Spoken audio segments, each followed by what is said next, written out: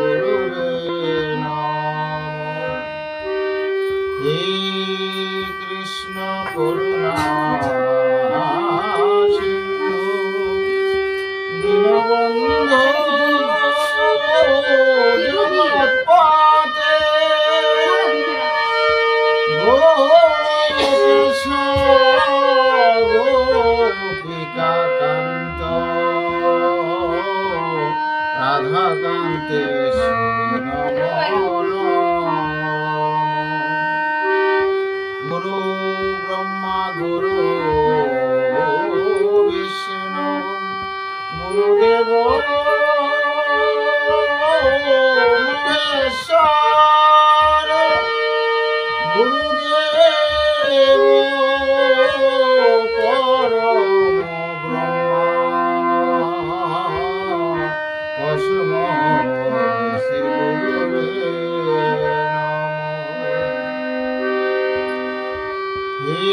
कृष्ण करुणा सिंधु दीनबंधु जगत्पते गोकेश गोपिका कांत राधा कांते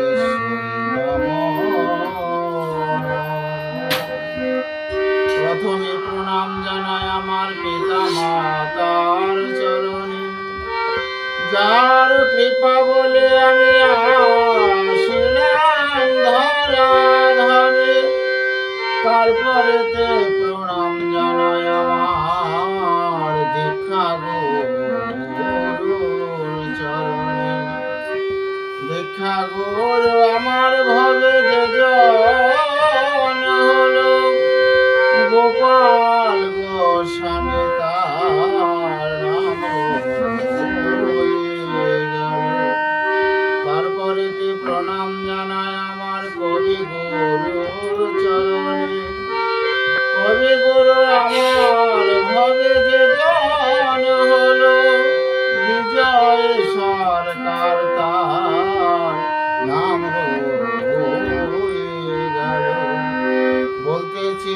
বিজয় বলছি ব্যাখ্যা করি বর্তমানে জলপাইগুড়ি ময়নাগুড়ি রুটে বাড়ি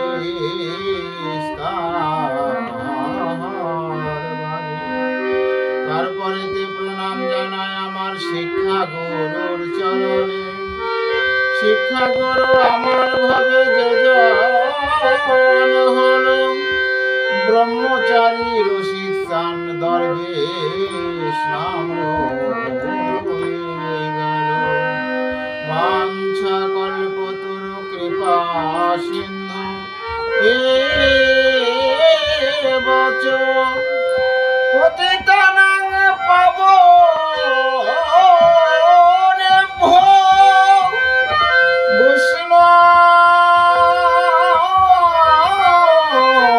वैष्णवेभ्यो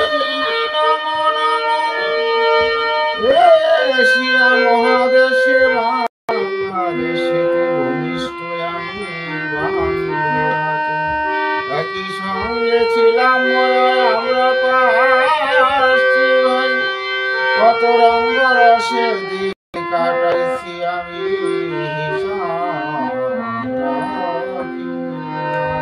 তাই দাপরের শেষ লীলা যখন অতিবাহিত হলো, কৃষ্ণ রাধারানীকে বলল, হে রাধে, আমি আর ধরাধামে যাব না। তদুত্তরে রাধারানী বলল, হে গোবিন্দ, কোন ভক্ত যদি একবার হা কৃষ্ণ গোবিন্দ বলে দুপুরটা একবার তোমাকে ডাকে, তুমি তো তার গৃহে আবির্ভূত হবে। তদুত্তরে কৃষ্ণ বলল, হে রাধে, আমি তিনটি কারণে জগতে ধরাধামে যাব।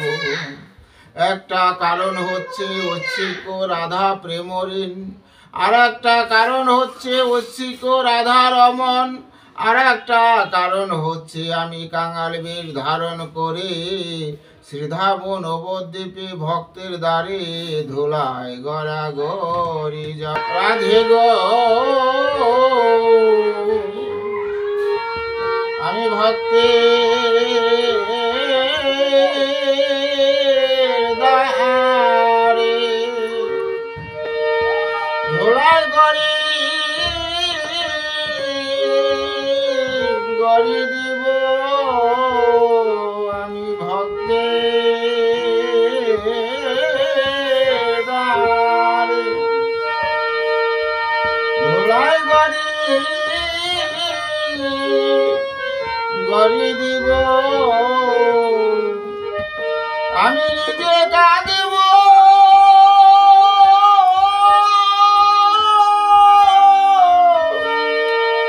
এই জগৎকে কাঁদাব, আমি কেঁদে কেঁদে উড়ে বেড়াইব,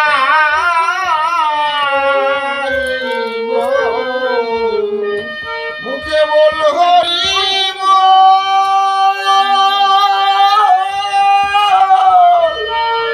হরি হরি বলে, আমি নিজে কাঁদেব, এই জগৎকে কাঁদাব।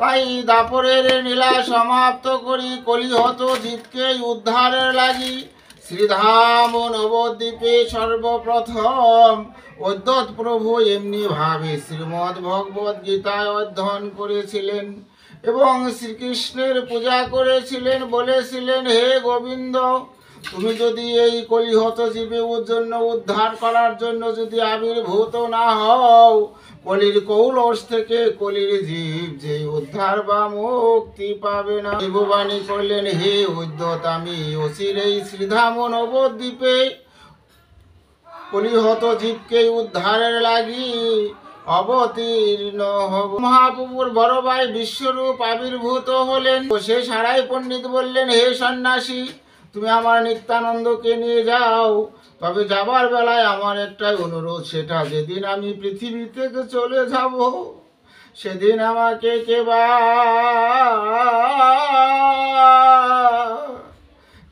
হরির নাম শোনাবে, সেদিন আমায় কেবা এই হরির নাম শোনাবে। নিত্যানন্দ বলল, হে পিতা, এ জগতে তোমাদের একার জন্য আমি আবির্ভূত হই নাই, আমি এই জগৎকে উদ্ধার করার জন্য। হরে কৃষ্ণ কৃষ্ণ কৃষ্ণ হরে হরে, হরে রাম রাম রাম হরে হরে। এই জগতে হরিনাম দিয়ে জগৎ উদ্ধার করার জন্য আবির্ভূত হয়েছি। তাই বিশ্বরূপের সঙ্গে নিত্যানন্দ ধীরে ধীরে বৃন্দাবনে রওনা করলেন। কিন্তু ভগবান দেখেছে তার প্রতিফল অক্ষরে অক্ষরে ভোগ করতে হবে, সেটাই হচ্ছে আধ্যাত্মিক।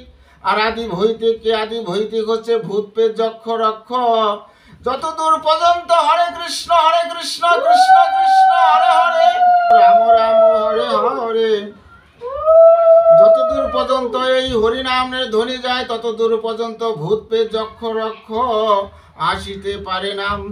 আর আদি দৈবিক কি? দৈবিক হচ্ছে দৈবের ঘটনা, বাস অ্যাক্সিডেন্ট, বোমা অ্যাক্সিডেন্ট বা সর্পে মাতা পিতার চরণ ধুলি শিরে ধারণ করে কোথাও যায়, তার কখনো এই আদি দৈবিক দৈবের ঘটনা ঘটিবে না। তো আধ্যাত্মিক আদি ভৌতিক আদি দৈবিক ওই গুরুর কৃপা লাভ করে থাকেন, এই বাতাসের মাধ্যমে এই জগতে হরিনাম করিতে আছেন। যখন এই হরিনাম করিতে করিতে এই বাতাসের সাথে বন্ধুত্ব হয়ে যাবে, তখন মানুষের বাতাস কখন যাবে কখন মরবে সেটাও বলে দিতে পারবে। হরিনামম হরিনামম কেবলম কলনাস্তব কলনাস্তব কলনাস্তব গতির অন্যথা। হরিনাম ভিন্ন কলিদ্বীপের আর কোনো গতি নাই। আবার যদি আসি ভবে এ ভব সংসারে, একজন কৃষ্ণ ভক্ত মায়ের গর্ভে জনম দিও মোরে। তুমি যে কুলেই পাঠাও তাতে দুঃখ নাই, পশুকুলেও যদি পাঠাও প্রভু, তবে বৃন্দাবনের একটু ধুলি কণা হিসেবে আমাকে পাঠাইও। আমি যেন সেখানে সাধুগুরু বৈষ্ণবের যখন বৃন্দাবনে যাতায়াত করবে, বৈষ্ণবের চরণ ধুলি যেন আমি শিরে ধারণ করতে পারি। স্থির মনে সমতল জ্ঞানে এবং ফুল সম্পূর্ণ হয়ে ঈশ্বর আরাধনা করে থাকেন। তাই কেউ যদি সদ্গুরুর কৃপা লাভ করে থাকেন, এই গীতার মধ্যে 6ষ্ঠ অধ্যায়ে বলছে সমস্ত কিছু গীতার মধ্যে বা শাস্ত্রে লেখা আছে, তবু গুরুর কাছে যেতে হবে। গুরুর কৃপা না হলে পর্যন্ত নাম করলে শুধু হরি বললে হবে, নামের মর্ম না জানিলে। কুশাসনে বসিয়া বা সংযত চিত্তে বেদাদিক যুগে করিয়া যজ্ঞ দ্বারাই একমাত্র ভগবানকে ভক্তি দ্বারাই তাকে লাভ করা যায়। ভক্তি ছাড়া ভগবানকে লাভ। ভগবতে বাসুদেবায় নম। শ্রীমদ ভগবত গীতার মাহাত্ম্যম। সুতমুনি বললেন নারায়ণ কালে যেভাবে গীতা মাহাত্ম্য বলেছিলেন, গীতা মাহাত্ম্য অতি গোপনীয়, শ্রীকৃষ্ণ সবচেয়ে ভালো জানেন। ব্যাসদেব সুখদেব কিছুটা জানেন। ব্যাসদেব এবং সুখদেব যেভাবে গীতার মধ্যে বলেছিলেন সেভাবে আমি কিঞ্চিৎ এই জগতে ব্যাখ্যা করিতেছি। কেউ 6 ভাগের 1 ভাগ পাঠ করে তার সমযোগের ফল লাভ হয়। কেউ যদি 6 ভাগের 3 ভাগ পাঠ করে গঙ্গা স্নান করলে যে পুণ্য লাভ হয় সেই পুণ্য লাভ হয়। এই গঙ্গা মায় যখন জন্ম গ্রহণ করেছিলেন, তদুত্তরে ভগবানকে বলেছিলেন, ভগবান এই জগতের যত পাপ তাপ আছে সমস্ত তো আমার মধ্যে ধুয়ে যাবে, আমি পাপ তাপ থেকে জগতে মুক্তি পাবো কি করে? তদুত্তরে বলেছিলেন, হে গঙ্গে, তুমি যদি কোথাও সাধু সঙ্গ সর্বশাস্ত্রেই কয়, সাধু সঙ্গ ল মাত্রই সর্বপাপ হয় ক্ষয়। যেখানে সাধুগুরু বৈষ্ণবের আগমন সেটাই হচ্ছে শ্রীধাম নিত্য বৃন্দাবন। এই বৃন্দাবনে সাধুগুরু বৈষ্ণবের চরণ ধুলি পড়ে থাকবে। পরের দিন যদি তুমি একবার ধুলায় গড়াগড়ি দাও এবং সেই বৈষ্ণবের চরণ ধুলি যদি একবার শিরে ধারণ করো, তুমি সমস্ত পাপ হতে মুক্ত হতে পারবে। বলিতে বলিতে যদি কেউ প্রাণ ত্যাগ করে, তারও সদ্গতি এ জগতে হয়ে থাকে। আর যে গৃহে গীতা থাকে সেই গৃহে সকল তীর্থই বিরাজমান থাকে। কুরুক্ষেত্র ধর্মক্ষেত্র একটা হচ্ছে কুরুক্ষেত্র, যেখানে যুদ্ধক্ষেত্র সেটাই কুরুক্ষেত্র। আর যেখানে হরিনাম কৃষ্ণ নাম হয়, প্রতিদিন স্নান করে এসে তুলসীর তলায় যদি কেউ একটু হরিনাম করে, একটু জল দিয়ে তুলসীকে প্রণাম করে, এবং ওই বাড়িতে যদি 5 জন মানুষ থাকে, 5 জন মানুষই যদি তুলসী তলায় জল দিয়ে হরে কৃষ্ণ কৃষ্ণ কৃষ্ণ হরে হরে, হরে রাম রাম রাম হরে হরে এই বলে বলে যদি কেউ জল প্রদান করে ঈশ্বরের উদ্দেশ্যে, ভগবান বলছে আমি ধন সম্পত্তি কোনো কিছু চাই না। কোনো ব্যক্তি যদি আমাকে একটু নয়ন জলে একটা তুলসী পত্র দিয়ে বলে, হে গোবিন্দ, আমার দেবার মতো কোনো কিছু নেই, আমার সামান্য নয়ন গঙ্গা জল একটা পুষ্প তুমি গ্রহণ করো, সেই বাড়িতে ভগবান কাঙ্গালে বেশে ভক্তের আঙ্গে না যায়। আর ভগবান বললেন, আমি তার জনমের মতো মত হয়ে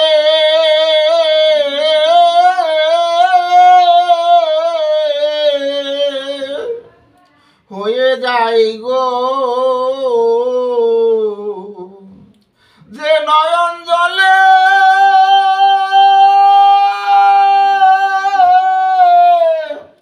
হরি বলে কাঁদে, আমি তার জনমের মতো হয়ে যাই গো। কেউ যদি প্রতিদিন গিয়ে স্নান করে এসে গীতার একটু অর্চনা করে, সেখানে সকল দেবতার পূজা হয়ে থাকে। এই জগতে যত দেবতা আছে প্রত্যেকটা দেবতাই ভগবানেরই অংশ, তাই প্রত্যেক দেবতার পূজা, গীতার পূজা দিলেই সমস্ত দেবতার পূজা হয়ে যেয়ে থাকে। গীতার 18টি অধ্যায় ভক্তি ও মুক্তির কথা আছে। কেউ যদি এই গীতা বসে শ্রবণ করে, তার ওই দিনের জন্য সমস্ত পাপ দূরে চলে যায়। কেউ যদি কাছে থেকেও গীতা ব্যাখ্যা, গীতা কথা না শুনে, পরজন্মে ও তিনি শুকর হয়ে জন্মগ্রহণ করে। কেউ যদি স্নান করে এসে 18টি নাম জপ করে, ওই দিনের জন্য তার সমস্ত পাপ দূরে চলে যায়। তাই বলেন, গঙ্গা, গীতা, সাবিত্রী, সীতা, সত্যা, প্রতিব্রতা, ব্রহ্মবলী, ব্রহ্মবিদ্যা, ত্রিসন্ধ্যা, মুক্তিগেহিনী, অর্ধমাত্রা, তত্ত্ব, জ্ঞানমঞ্জুরি, গীতা গীতা গীতা। ওম শান্তি, ওম শান্তি, ওম শান্তি। বিশ্বের সকল প্রাণী শান্তি লাভ করুক। জয় জয় শ্রীমদ্ ভগবদ্ গীতা প্রেমানন্দে হরি বল। জয় জয় সাধুগুরু বৈষ্ণব প্রেমানন্দে হরি বল। গোসাই অবধূত দরদি দরবেশ, গোসাই রসিকসান, গোসাই দরদি অবধূত